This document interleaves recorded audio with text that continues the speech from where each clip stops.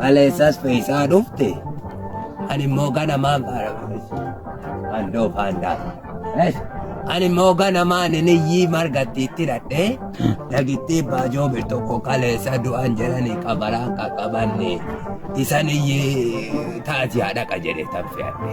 Maan immoo sila sinuma biran dhufaara borkana baaqiloo ittiin gabaageeffadhu jedhee. Lakkisaa isa adeemsa deemte kaleessa kanaati kumaa qoccoo ittiin katamaa geeffadhe.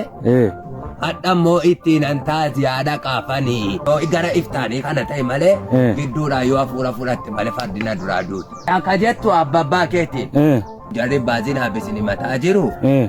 Qalaamaan keessan dhufee xaafii kimmiriina jalaa fixe jedhanii isini mataa jiru nan kasasa jennaan jaarsummaadhaan dubbii keessan finnaa hin kasasinaa jedheetanitti hime. Dhaqaatii xaafii isaanii ilaalaatii gammachiisaa fi kaffalaa qalaamaan keessanii xaafii isaa. Karaaraa dabin jedhe xirooftu waraabatti kee. Albaani.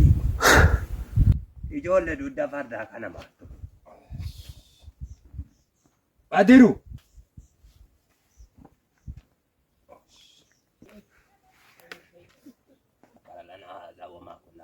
Abba batiin kaananaa. Jabeessi qaba.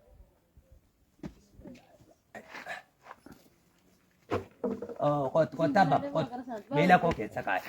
Miilatti tolchi. Ulee koo kana gaazaraanaa. Haadha kum qe'ee immoo amaanaa gaa horiit mataa siinaa laalaa mucaasa badiruudhaan immoo takka tuusii boor facaasaatti irra buumnaa sangaa margatti naa hidhi jedhaani. Dhageettii baajoo birtuu kaleessa darbanii. Isan iyyii kaleessa qabaraan qaqqabanne facaasatii tokko irra buufataa ooleen amma immoo laataaziyaa jara baajoo bir tokko wajjiniin nannaqa jedhee dhagitti baajoo birsii dhidhiibdu.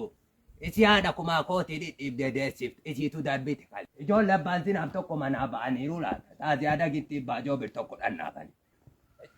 Sayyidii hambel karamaa yaa sayyidii hambel karamaa. Sayyidii hambel karamaa yaa sayyidii hambel karamaa. Baazinaaf akka lafti guyyaa eeraa ojool.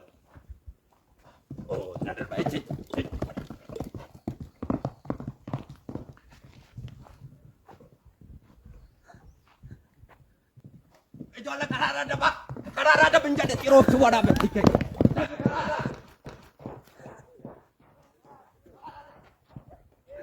Taati adagitti baajoo bidhaqaa jirra.